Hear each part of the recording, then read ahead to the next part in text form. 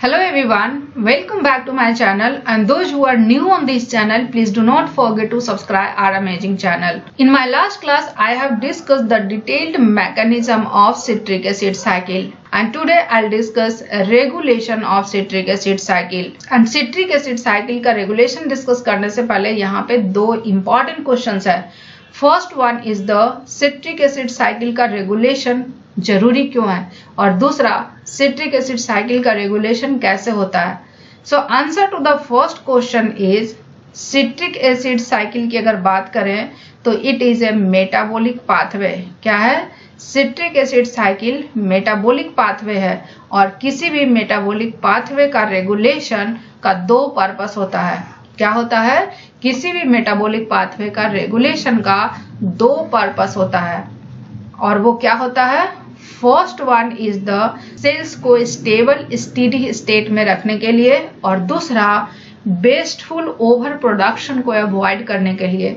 सो citric acid cycle का regulation क्यों जरूरी है? सिट्रिक एसिड साइकिल का रेगुलेशन दो पर्पस के लिए जरूरी है. First one is the to keep the cells in stable steady state. Cells को स्टेबल स्टेडी स्टेट में रखने के लिए जरूरी है. And second one is the avoiding wasteful over production. क्या? Avoiding wasteful over production. So citric acid cycle का regulation का दो पर्पस है. First one is the cells को स्टेबल स्टेडी स्टेट में रखने के लिए, एंड दूसरा वेस्टफुल ओवर प्रोडक्शन को अवॉइड करने के लिए सिट्रिक एसिड साइकिल का रेगुलेशन जरूरी है. Now the second question is citric acid cycle का रेगुलेशन कैसे होता है. And citric acid cycle is again metabolic pathway, और क्योंकि citric acid cycle metabolic pathway है, और कोई भी मेटाबॉलिक पाथवे का रेगुलेशन उनके की एंजाइम से होता है. किससे होता है? उनके की एंजाइम से होता है, उस पाथवे के की एंजाइम से होता है. और सिट्रिक एसिड साइकिल पाथवे का की एंजाइम क्या है? सिट्रिक एसिड साइकिल पाथवे का 4 की एंजाइम है. First one is the pyruvate dehydrogenase complex, second one is citrate synthase, third one is the isocitrate dehydrogenase, and fourth one is the alpha ketoglutarate dehydrogenase. And out of these 4 key enzymes, the first two is that is pyruvate dehydrogenase complex and citrate synthase. ये दोनों क्या होते हैं? Under tight regulation होते हैं. क्या होते हैं? अंडर टाइट रेगुलेशन होते हैं. Pyruvate dehydrogenase complex and citrate synthase, both enzymes are under tight regulation. So पहले आते हैं regulation of pyruvate dehydrogenase complex. So first one is the regulation of pyruvate dehydrogenase complex. Regulation of PDH complex. Pyruvate dehydrogenase complex की regulation की अगर बात करें तो pyruvate dehydrogenase complex का जो रेगुलेशन होता है वो डिफरेंट लिविंग सिस्टम में अलग अलग होता है. और डिफरेंट लिविंग सिस्टम क्या है? First one is the mammals, second one is the plants, and third one is the bacteria. So पहले हम डिस्कस करेंगे मैमल्स के बारे में. मैमल्स में जो पीडीएच कॉम्प्लेक्स का रेगुलेशन होता है वो दो तरीके से होता है. First one is the allosteric regulation, and second one is the covalent protein modification. क्या है? covalent protein modification.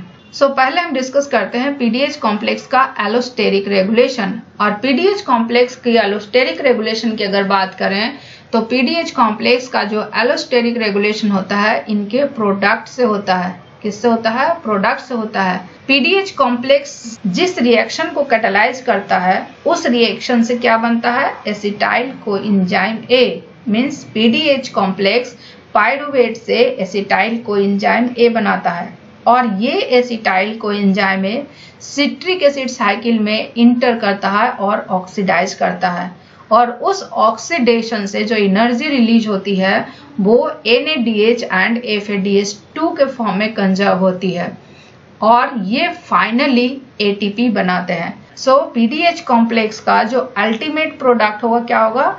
Acetyl coenzyme A and ATP as well as NADH.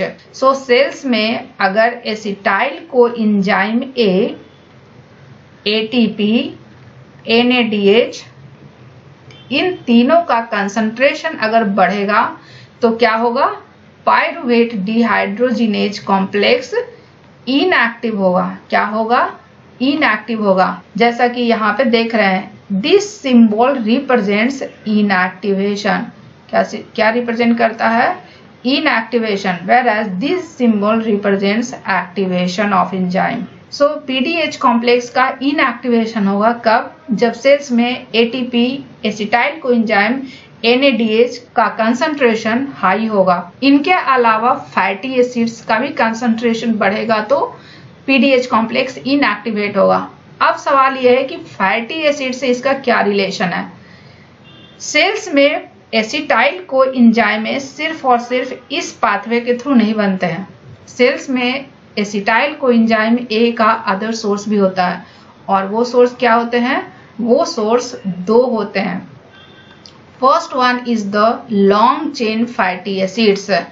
क्या होता है, जब लॉन्ग चेन फैटी एसिड्स का ऑक्सीडेशन होता है तो वो finally acetyl coenzyme A बनाता है। Second one is the some amino acids. कुछ अमाइनो एसिड्स भी ऑक्सीडाइज करते हैं तो एसिटाइल को एंजाइम ए की सिंथेसिस होती है। क्योंकि सेल्स में फैटी एसिड का कंसंट्रेशन बढ़ेगा तो फैटी एसिड के ऑक्सीडेशन से एसिटाइल को एंजाइम ए का कंसंट्रेशन बढ़ेगा, और एसिटाइल को एंजाइम ए का कंसंट्रेशन बढ़ता तो क्या होता है, पायरुवेट डिहाइड्रोजिनेज कॉम्प्लेक्स इनएक्टिव होता है।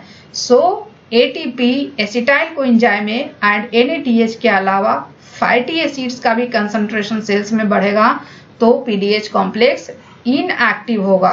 Now coming to activation of PDH complex. अब सवाल यहाँ पे यह है कि PDH कॉम्प्लेक्स एक्टिव कैसे होगा। क्योंकि प्रोडक्ट से इनएक्टिव होता है तो PDH कॉम्प्लेक्स सबस्ट्रेट से एक्टिव होगा, और सबस्ट्रेट क्या है, AMP coenzyme A and NAD+। So PDH complex का सबस्ट्रेट क्या है, AMP coenzyme A and NAD+। So cells में AMP coenzyme A and NAD+ का कंसंट्रेशन हाई होगा तो क्या होगा, PDH कॉम्प्लेक्स एक्टिव होगा। और यहाँ पे एक और चीज मेंशन किया है, कैल्शियम आयन। इसको हम बाद में डिस्कस करते हैं। अब इम्पॉर्टेंट पॉइंट यहाँ पे ये है कि मैमल्स में PDH कॉम्प्लेक्स का एलोस्टेरिक रेगुलेशन के अलावा दूसरा मोड भी है रेगुलेशन का, और दूसरा मोड क्या है, covalent protein modification. And covalent protein modification किससे होता है, covalent protein modification reversible phosphorylation के थ्रू होता है। किससे होता है, रिवर्सिबल फॉस्फोराइलेशन के थ्रू होता है। रिवर्सिबल फॉस्फोराइलेशन का मतलब क्या हुआ, फॉस्फोराइलेशन एंड डीफॉस्फोराइलेशन। क्या हुआ, phosphorylation and dephosphorylation. Phosphorylation and dephosphorylation क्या हुआ, phosphorylation is the addition of phosphoryl group, dephosphorylation is removal of phosphoryl group. So अब सवाल ये है कि ये रिवर्सिबल फॉस्फोराइलेशन PDH कॉम्प्लेक्स का कैसे होता है। लास्ट क्लास में हमने पढ़ा था कि PDH कॉम्प्लेक्स जो होता है इसमें 3 एंजाइम्स होते हैं। कितने एंजाइम्स होते हैं, 3 एंजाइम्स होते हैं, E1, E2 and E3। But ये भी पढ़ा था कि PDH कॉम्प्लेक्स में ये 3 एंजाइम के अलावा 2 रेगुलेटरी प्रोटीन भी होते हैं। क्या होते हैं, 2 रेगुलेटरी प्रोटीन भी होते हैं। और वो 2 रेगुलेटरी प्रोटीन क्या है, first one is the protein kinase. क्या है, protein kinase. Second one is the phosphoprotein phosphatase. PDH complex में 2 रेगुलेटरी प्रोटीन है, first one is the protein kinase and second one is the phosphoprotein phosphatase. Protein kinase क्या कराता है, phosphorylation कराता है। फॉस्फोप्रोटीन phosphatase क्या कराता है, डीफॉस्फोराइलेशन कराता है। सो अब सवाल यह है कि प्रोटीन काइनेज किसका फॉस्फोराइलेशन कराता है। प्रोटीन काइनेज PDH कॉम्प्लेक्स के E1 एंजाइम के स्पेसिफिक सेरीन रेजिड्यू पे फॉस्फोराइलेशन कराता है, और फॉस्फोप्रोटीन फॉस्फेटेज क्या करता है, इसको डीफॉस्फोराइलेट करता है। सो PDH कॉम्प्लेक्स अगर फॉस्फोराइलेटेड हो गया तो क्या हो जाएगा, ये इनएक्टिव हो जाएगा। जबकि अगर PDH कॉम्प्लेक्स का डीफॉस्फोराइलेशन होगा तो ये क्या होगा, एक्टिव हो जाएगा। अब सवाल ये है कि ये प्रोटीन काइनेज कैसे एक्टिव होता है। और प्रोटीन काइनेज की अगर एक्टिवेशन की बात करें तो प्रोटीन काइनेज का एक्टिवेशन एलोस्टेरिक होता है, और वो कैसे होता है, वो ATP से होता है। जब सेल्स में एटीपी का कंसंट्रेशन बढ़ेगा तो क्या होगा, प्रोटीन काइनेज एक्टिव हो जाएगा। और ये प्रोटीन काइनेज एक्टिव होगा तो ये क्या करेगा, पीडीएच कॉम्प्लेक्स को फॉस्फोराइलेट करेगा। क्या करेगा, फॉस्फोराइलेट करेगा। और पीडीएच कॉम्प्लेक्स फॉस्फोराइलेट हो जाएगा तो पीडीएच कॉम्प्लेक्स इनएक्टिव हो जाएगा। जबकि सेल्स में एटीपी का कंसंट्रेशन डिक्लाइन करेगा, मतलब कम होगा, तो क्या होगा, प्रोटीन काइनेज की एक्टिविटी डिक्रीज हो जाएगी। क्या होगी, डिक्रीज हो जाएगी। और फॉस्फोप्रोटीन फॉस्फेटेज की एक्टिविटी इंक्रीज हो जाएगी। और ये क्या करेगा, डीफॉस्फोराइलेशन करेगा। और डीफॉस्फोराइलेशन होगा तो पीडीएच कॉम्प्लेक्स एक्टिव हो जाएगा। इन समरी अगर बात करें पीडीएच कॉम्प्लेक्स की एक्टिवेशन एंड डीएक्टिवेशन की, अगर पीडीएच कॉम्प्लेक्स की इनएक्टिवेशन की बात करें तो पीडीएच कॉम्प्लेक्स इनएक्टिव कब होगा, जब सेल्स में fatty acids and acetyl coenzyme ए का कंसंट्रेशन बढ़ेगा। क्या होगा, fatty acids and acetyl coenzyme ए का कंसंट्रेशन बढ़ेगा। दूसरा, एटीपी एडीपी का रेशियो बढ़ेगा। एटीपी एडीपी का रेशियो बढ़ेगा तब भी पीडीएच कॉम्प्लेक्स इनएक्टिवेट होगा। तीसरा कंडीशन क्या है, एनएडीएच एंड नैड प्लस का रेशियो बढ़ेगा तो भी पीडीएच कॉम्प्लेक्स इनएक्टिव होगा। अब पीडीएच कॉम्प्लेक्स एक्टिव कैसे होगा, पीडीएच कॉम्प्लेक्स की अगर एक्टिवेशन की बात करें तो इनका जस्ट रिवर्स होगा। मीन्स सेल्स में एनर्जी डिमांड बढ़ेगी। क्या होगी, एनर्जी डिमांड बढ़ेगी, मीन्स एटीपी की सिंथेसिस बढ़ेगी। सो एटीपी की सिंथेसिस कब बढ़ेगी, जब सेल्स में एटीपी कम होगा। और सेल्स में एटीपी कम होगा जब एडीपी ज्यादा होगा। तो ये सारे कंडीशन रिवर्स हो जाएंगे तो पीडीएच कॉम्प्लेक्स एक्टिव हो जाएगा। ये तो हुआ मैमल्स की स्टोरी। अगर हम प्लांट के बारे में बात करें तो प्लांट में जो पीडीएच कॉम्प्लेक्स होता है वो दो जगह होता है। कहाँ कहाँ होता है, माइटोकॉन्ड्रियल मैट्रिक्स में भी होते हैं एंड प्लास्टिड्स में भी होते हैं। पीडीएच कॉम्प्लेक्स प्लांट्स में कहाँ कहाँ होते हैं, पीडीएच कॉम्प्लेक्स प्लांट्स में माइटोकॉन्ड्रियल मैट्रिक्स में भी होते हैं एंड प्लास्टिड्स में भी होते हैं। और प्लांट्स में भी दोनों तरह का रेगुलेशन होता है पीडीएच कॉम्प्लेक्स का। मीन्स एलोस्टेरिक रेगुलेशन भी होगा एंड कोवैलेंट प्रोटीन मॉडिफिकेशन भी होगा। क्या होगा, एलोस्टेरिक रेगुलेशन भी होगा एंड कोवैलेंट प्रोटीन मॉडिफिकेशन भी होगा। एलोस्टेरिक रेगुलेशन जो प्लांट में होता है वो एनएडीएच एंड एसिटाइल कोएंजाइम ए से होता है। क्या होता है, एनएडीएच एंड एसिटाइल कोएंजाइम ए से होता है। अगर सेल्स में एनएडीएच एंड एसिटाइल कोएंजाइम ए का कंसंट्रेशन ज्यादा है तो पीडीएच कॉम्प्लेक्स इनएक्टिव हो जाएगा। लेकिन अगर सेल्स में एनएडीएच एंड एसिटाइल कोएंजाइम ए का कंसंट्रेशन लो है तो पीडीएच कॉम्प्लेक्स एक्टिव हो जाएगा। Now coming to covalent modification. Plant में जो पीडीएच कॉम्प्लेक्स होता है उनका कोवैलेंट मॉडिफिकेशन दो कंपोनेंट पे डिपेंड करता है। First one is the pyruvate and second one is the ammonium ion. Pyruvate क्या करता है, प्रोटीन काइनेज को एक्टिवेट करता है। क्या करता है, एक्टिवेट करता है। प्रोटीन काइनेज एक्टिवेट होगा तो क्या होगा, पीडीएच कॉम्प्लेक्स इनएक्टिवेट होगा। क्या होगा, पीडीएच कॉम्प्लेक्स इनएक्टिवेट होगा। अमोनियम आयन की अगर बात करें तो अमोनियम आयन क्या करता है, प्रोटीन काइनेज को इनएक्टिवेट करता है। और प्रोटीन काइनेज इनएक्टिवेट होगा तो क्या होगा, पीडीएच कॉम्प्लेक्स एक्टिवेट होगा। क्या होगा, पीडीएच कॉम्प्लेक्स एक्टिवेट होगा। नाउ कमिंग टू बैक्टीरिया और इकोलाई की अगर बात करें तो इकोलाई में जो पीडीएच कॉम्प्लेक्स का रेगुलेशन होता है वो सिर्फ और सिर्फ एक तरीके से होता है और वो क्या होता है, एलोस्टेरिक रेगुलेशन होता है। क्या होता है, एलोस्टेरिक रेगुलेशन होता है। बैक्टीरिया में पीडीएच कॉम्प्लेक्स का सिर्फ और सिर्फ एलोस्टेरिक रेगुलेशन होता है। इसका मतलब क्या हुआ, बैक्टीरिया में no covalent protein modification. Bacteria में पीडीएच का जो रेगुलेशन होता है कोवैलेंट प्रोटीन मॉडिफिकेशन के थ्रू नहीं होता है। So this is all about regulation of pyruvate dehydrogenase complex in mammals, plants and bacteria. Now coming to the rest three enzymes, that is citrate synthase, isocitrate dehydrogenase and alpha ketoglutarate dehydrogenase complex।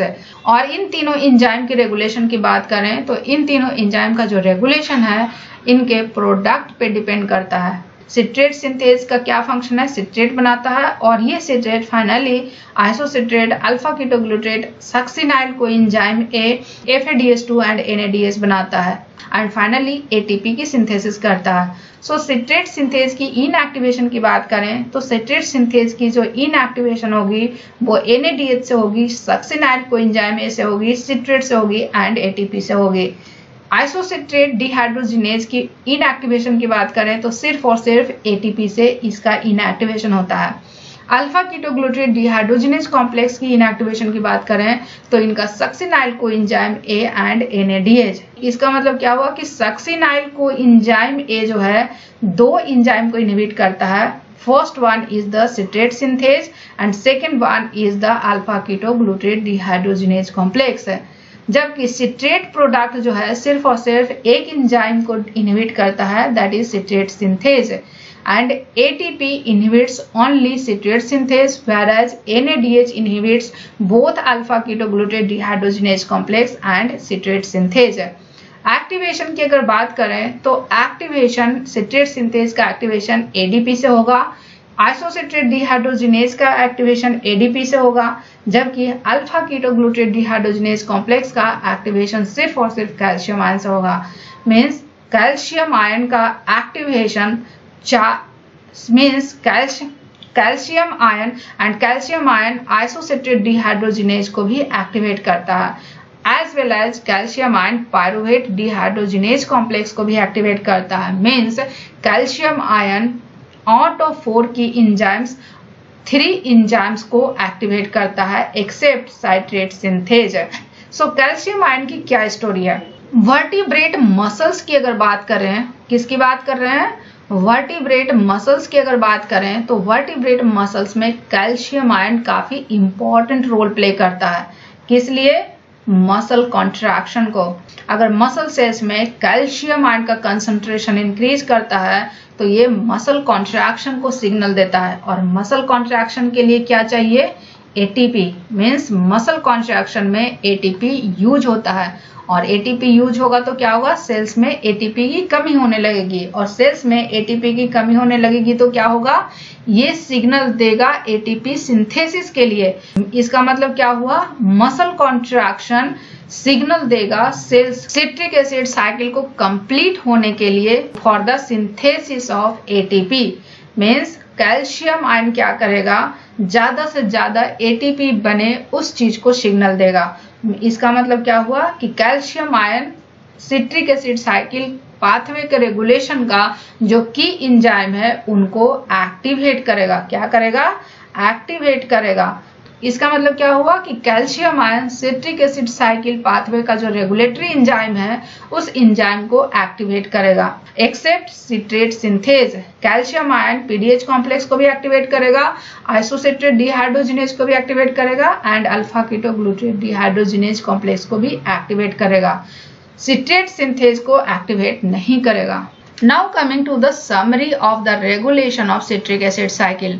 The overall rate of citric acid cycle is controlled by rate of conversion of pyruvate to acetyl coenzyme and by flux through citrate synthase, isocitrate dehydrogenase and alpha ketoglutarate dehydrogenase। So citric acid cycle का जो overall rate है वो किसके द्वारा control होता है, वो दो चीजों से कंट्रोल होता है। फर्स्ट वन इज द कि किस रेट से पायरुवेट एसिटाइल को एंजाइम ए में कन्वर्ट हो रहा है। पायरुवेट किस रेट से एसिटाइल को एंजाइम ए में कन्वर्ट हो रहा है ये डिसाइड करता है कि सिट्रिक एसिड साइकिल का ओवरऑल रेट क्या है। और दूसरा क्या है, फ्लक्स। किस चीज का flux, citrate synthase, isocitrate dehydrogenase and alpha ketoglutarate dehydrogenase के थ्रू फ्लक्स कितना है। And these fluxes are largely determined by concentrations of substrates and products. Citric acid cycle के थ्रू जो फ्लक्स है वो डिटरमाइन करता है उस पाथवे का सबस्ट्रेट एंड प्रोडक्ट का concentration. The end products ATP and NADH are inhibitory and the substrate NAD plus and ADP are stimulatory. end product जो होते हैं वो इनहिबिटरी का काम करते हैं, जो सबस्ट्रेट होते हैं वो स्टिमुलेटरी का काम करते हैं. end प्रोडक्ट क्या है? ATP and NADH means ATP and NADH इस फ्लक्स के लिए इनहिबिटरी का काम करेंगे और NAD प्लस एंड ADP इस फ्लक्स के लिए स्टिमुलेटरी का काम करेंगे. सेकेंड पॉइंट क्या कहता है? Production of acetyl coenzyme A for the citric acid cycle by PDH complex is inhibited allosterically by metabolites that signal a sufficiency of metabolic energy and stimulated by metabolites that indicate a reduced energy supply.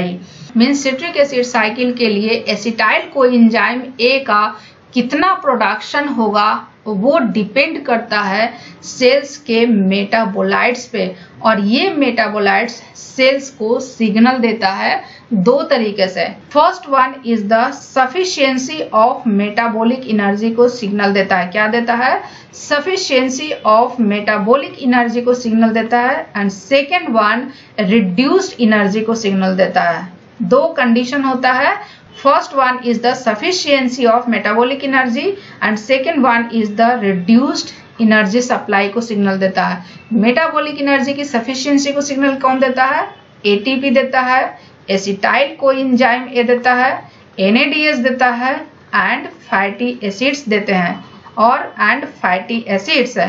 सो ये चारों जो हैं, अगर इन चारों का sales में concentration high होगा means sales में सफिशिएंसी ऑफ मेटाबॉलिक एनर्जी है, और सफिशिएंसी ऑफ मेटाबॉलिक एनर्जी होगा तो ये जो एसिटाइल कोएंजाइम ए का प्रोडक्शन है PDH कॉम्प्लेक्स के थ्रू वो इनहिबिट हो जाएगा. मीन्स अगर सेल्स में ATP acetyl coenzyme A NADH and fatty acids का कंसंट्रेशन हाई है तो PDH कॉम्प्लेक्स इनहिबिट हो जाएगा.